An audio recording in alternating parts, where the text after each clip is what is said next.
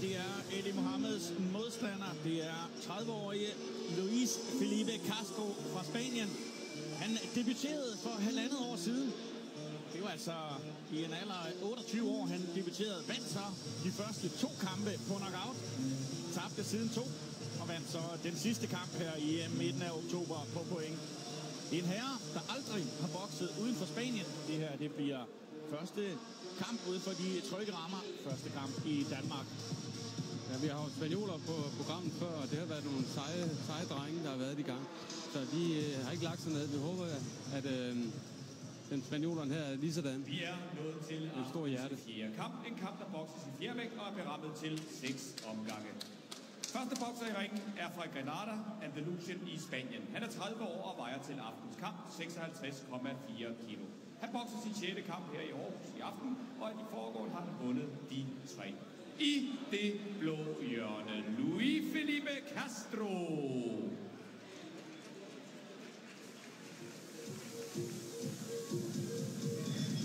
Han har et forpligtende boksenavn, Ali Mohammed, og han er en særdeles underholdende bokser. Han har talent, og han har selvtillid, tro på sig selv, når han går i ringen. Han bokser nogle gange fuldstændig uden parader. Man kan faktisk sammenligne ham med den gamle store bokser, Prince Naseem. Det skal jeg gøre. Han var en fremragende bokser, og Ali Mohammed har lidt af den samme fejlhed. Absolut. Han bokser meget i samme stil som ham, og ja, jeg tror også, at jeg har set ham på front før siden den, da de begyndte at træne boksning. Men der er noget at leve op til i hvert fald.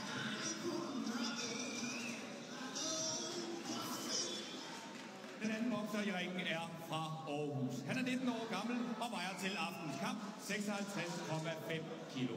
Han bokser i aften sin 4. professionelle kamp. Af de foregående 3 har han vundet dem alle i særdeles overlegen stil. For første gang på hjemmebane, og nok en af Danmarks største talenter i boksning. I det røde hjørne, Ali Mohammed! Og som dommer har vi Hans Larsen, Fredrik Raften og Per Klo Hansen. Og vores kampleder, det er René D. Larsen. Og altså aftens anden kamp med aarhusiansk deltagelse. Keep your head up and no punches in the back. Okay? Ali Mohammed, der egentlig er fra Skanderborg, skal altså nu bokse 6 omgange af 2 minutter. Han debuterede med en knockout-sejr i Danish Fight Night, men de sidste 2 kampe er vundet suverænt på point.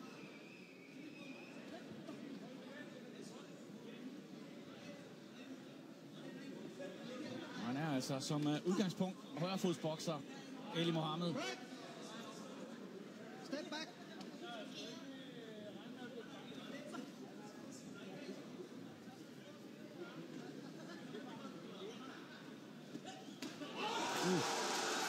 God træffer fra Ali Mohammed fra kampens start.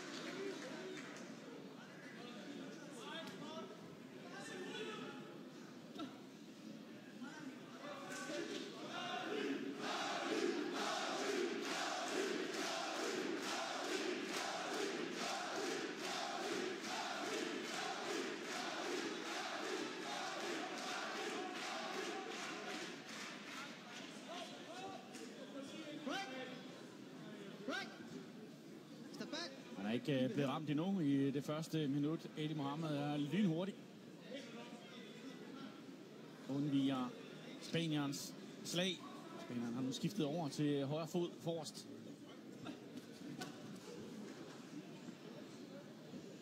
Ja, det ser hinanden meget godt an.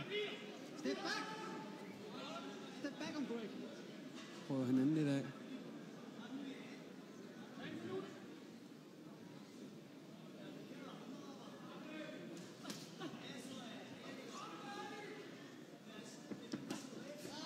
Det træffer.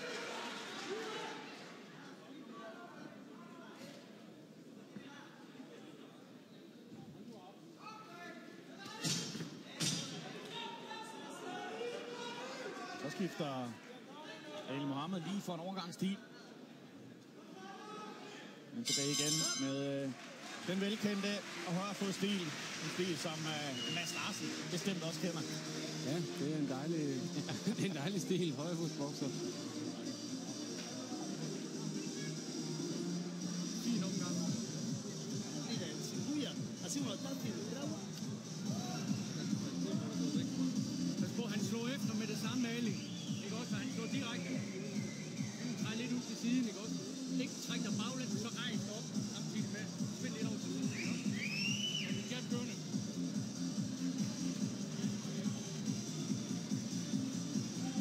Altså en forholdsvis forsigtig første omgang. Du slår. Ja, og så alligevel ikke. Der var også sådan lidt, de satte sig nogle ting, hvor lige for at prøve hinanden an. Men åbnede ikke helt op alligevel. Det var sådan ligesom noget lidt stift noget, de gjorde fra start af. De satte sig lige nogle stød og se, om den gik. Det gjorde den så ikke, eller så gjorde den. Det var sådan lidt forskelligt, hvordan de reagerede. Jeg tror, det bliver en helt anden omgang.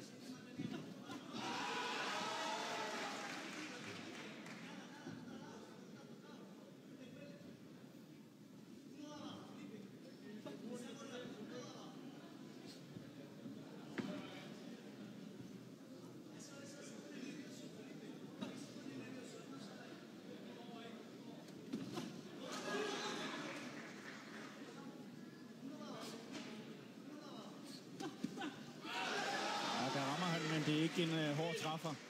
Han får ind på Spanier. Break. Step back. Han får besked på at blive der, indtil de bliver skilt af. Og kampdommeren. Når han siger break, så skal de faktisk begge tage et skridt tilbage. Og når de så ikke gør det, så er han faktisk skal sige stop, og så skiltet med. Når han siger break, så betyder det, at begge bokser tager et skridt tilbage. Men det er sjældent, at bokserne gør det.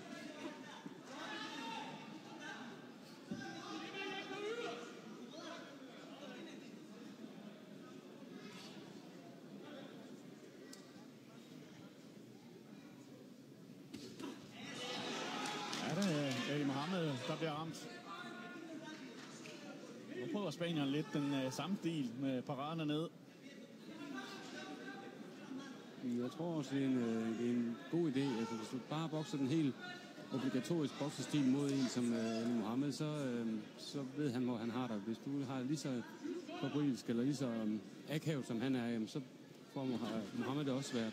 Fordi så ved han heller ikke, hvor han har dig. Break. Stop. Stop. Step back on break. Back on break. Box. Han hørte, hvad du sagde, Mads. Men det gjorde bokserne ikke. En lige kamp her, hvor fætteren Mohamed Adel står og hæpper på. Adel, der altså har været i aktion i aftens første kamp og vandt på knockouts. Por eso, comando. Que lo está incomodando un montón, pero sí que no tiene más. No tiene más. Uno dado. Me voy. Pam. Der kan ikke komme til at slå sin højre, vel? Prøv lige gang at slå 3 slag efter. Og tro, der er i gang. Bum, bum, bum. 3 powerslag, ikke? 3 powerslag. Bliv ved med at gå til siden i stedet for lige baglæns.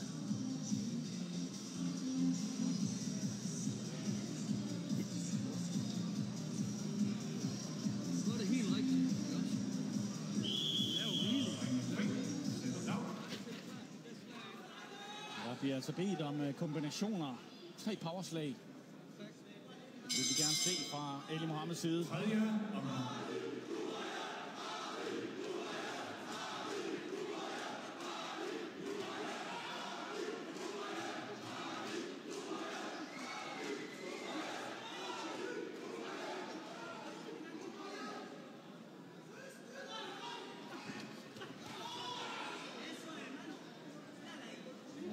Tager de lidt, men ingen rene træffere. De er lidt anspændt begge to, synes jeg. Det er ikke så flydende, som det normalt er for Ali Mohammed. Det kan altså også være, at det er hjemmebanen, der tynger lidt. For første gang i Aarhus. Foran alle venner og familie.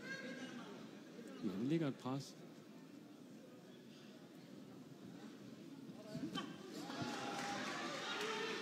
slag til nakken og i ryggen her fra Spanieren.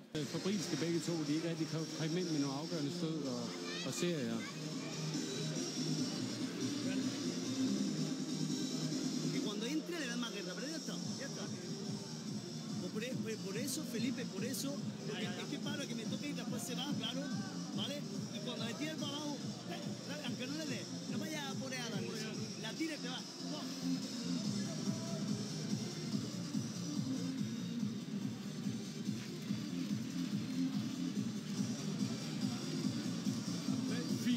Fint ved din bevægelse, det er det, man ligger derude. Prøv at sætte dem lidt mere sammen. Ja. Når du går rundt på din sving, ikke også? Gå på din sving.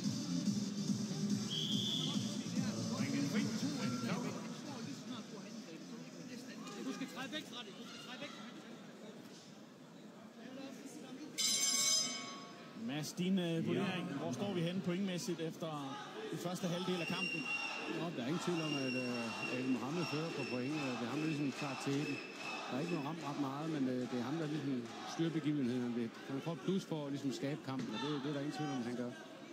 Men jeg tror, han er også lidt fortvivlet over, at han ikke rigtig kan få ramt på hans modstander, som han egentlig har lagt, både planlagt. Man har tænkt sådan en kamp igennem 1000 gange derhjemme.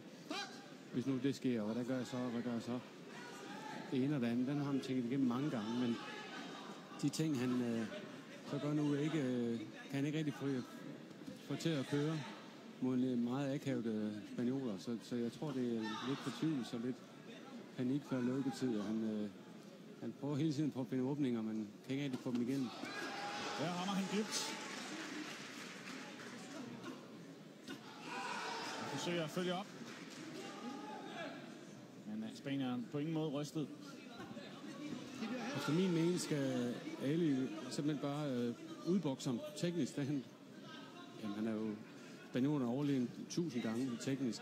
I stedet for at have de der med at skal slå hårdt stød, så simpelthen bare bokse ham stille og roligt, og så få nogle hurtige slag ind. Og ikke det med at skulle slå hårdt på det. Slå hårdt, hvis du går og venter på at gøre det, så sker der ikke ret meget. Og det er sjældent, man kan det. Så spænder man for meget, men boksning handler om at slappe af, og ikke spænde i hænderne. Eller skuldrene eller noget som helst.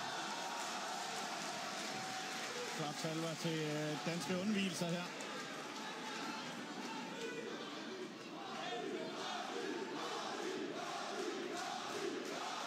Der rammer han dybt igen.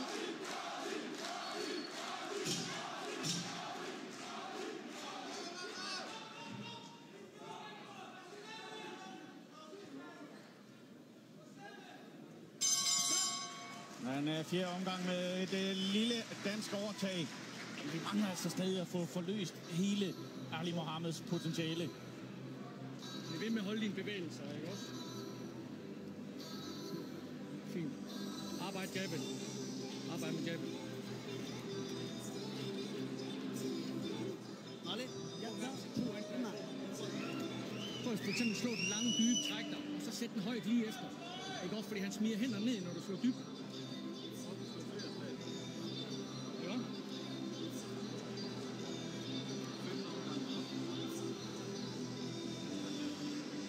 Altså den her kommer ned fra.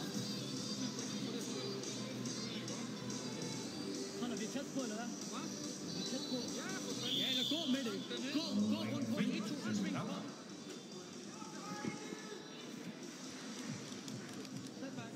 Ja, i ringhjørnet vil gerne have mere gang i Ali Mohammeds jab. Altså kun 2 omgange tilbage, hvor han rammer Spanier. Rammer igen. Og han indbyder, jamen kom bare, slå.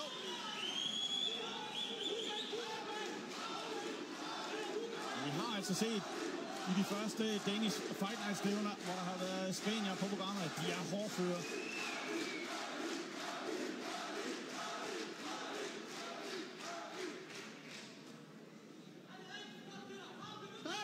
Time.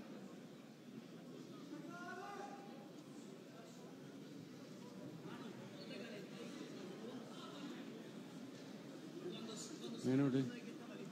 Jeg ved ikke, hvorfor Christoffersen har fået en flænge over venstre øje. Ali Mohammed sammen, eller var det et slag? Ja, en lille flænge ved venstre øje. Og får lov til at bokse videre. Urene træffer i nakken.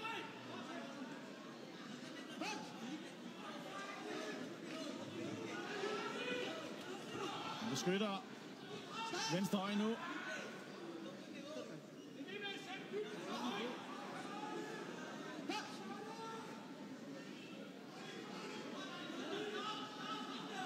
Det er så stadig en bekymret fætter, der står og kigger på.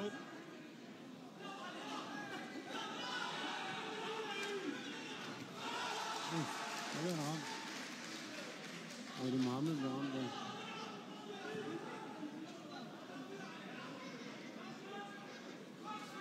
Og så sjovt fra spænderen, der rammer Ali Mohamed her. Jeg tror, de rammer samtidig. Nej, Ali Mohamed lige knæ et kort øjeblik. Kampens klart mest underholdende omgang.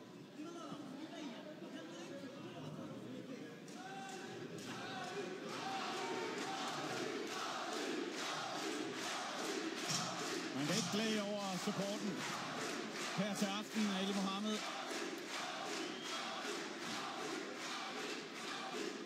Og han har altså også fået en modstander, der er kommet for at kæmpe sin chance.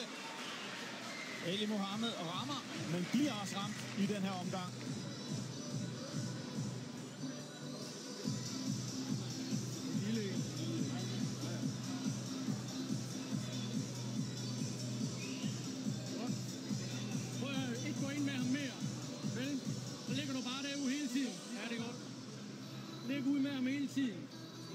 Kom ind, så hold fat i ham med den ene arm. Ikke også? Bare hold ham tæt ind, så han ikke kommer til at slå fast på hovedet.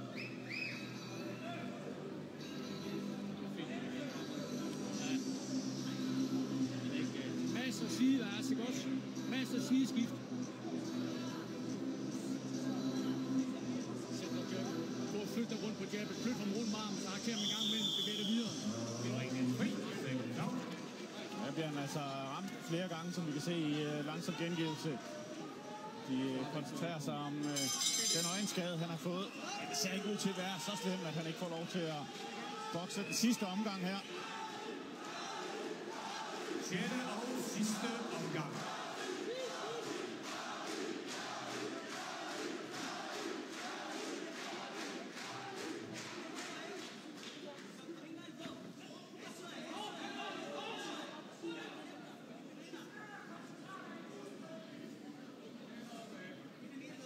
Ja, han møder altså for første gang en modstander, der er lige så fræk, som han selv er. Ja, og det tror jeg, det er det her, der egentlig fortvivler ham lidt. Han har ikke den obligatoriske boksestil, og det har han været vant til. Meget akavet manøvre.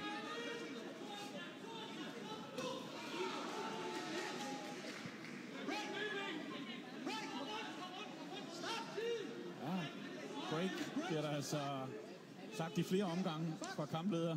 Ja, D. Larsen. det er det ikke helt forstået, hvad det betyder.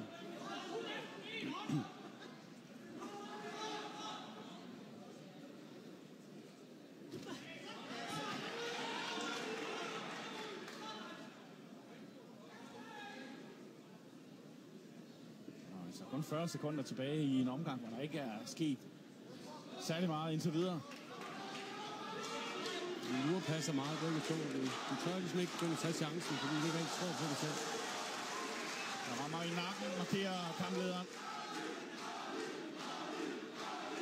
Jeg tror også, taktikken fra dansk side var at køre den her kamp hjem på point. Der skal ikke tages de vilde chancer. Ja. Så slår vi lige over i en omgang wrestling.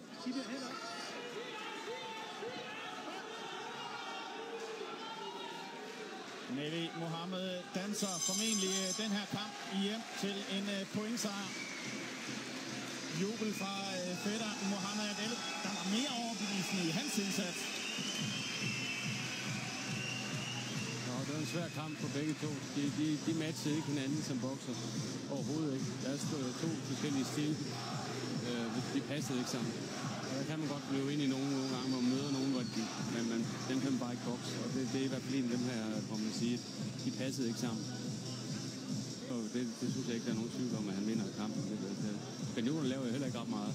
Og der laver Adel er det ikke, men Mohamed noget mere. Og en kamp, som formentlig lærer ham en del. Altså, han har været særdeles overlegen i de første 3 opgør i Danish Fight Night. Det her, det var den sværeste opgave for ham indtil videre. Absolut, og det er også en kamp, den får han meget ud af, når han ser den på bånd bagefter, og ser den igen og igen. Hvad man laver fejl, og hvad man skulle have gjort i stedet for, og hvad man ikke skulle have gjort. Det finder han ud af, når man ser den igen og igen derhjemme. Hvad synes du, han skulle have gjort? Ja, det er svært, for du møder en mand, som egentlig er lidt af en spredebase også selv, som er meget akavet, ligesom han selv er som bokser. Og det er svært at lige få det tilpasset. Måske gået noget mere dybt. Han prøvede meget dybt, det gjorde han også, men det er så svært, at en mand, der bare står og ligesom venter på dig og har en længere rækkevidde end en selv. Han er også en uerfaren mand, Mohammed Ali Mohammed, som han så, det vil sige. Det er han. Han har ikke noget erfaring som professionel amatør. Der har de både hans 2 trænere i ringen. De er også nogle 2 dygtige amatørtrænere, men de har ikke noget erfaring som professionelle, og det kræver også lidt at komme ind som professionel. Det er ikke bare en firkantet ring ligesom amatørerne. Det er en helt anden. Vi skal nu få en vinder af denne aftens 4. kamp. En kamp, der blev bokset i fjervægt og gik samfulde 6 omgange. Hans Larsen har 58-56. Freddy Rafn har 60-54. Og Per K. Hansen har 60-54. Vinder med samtlige dommerstemmer. I det røde hjørne.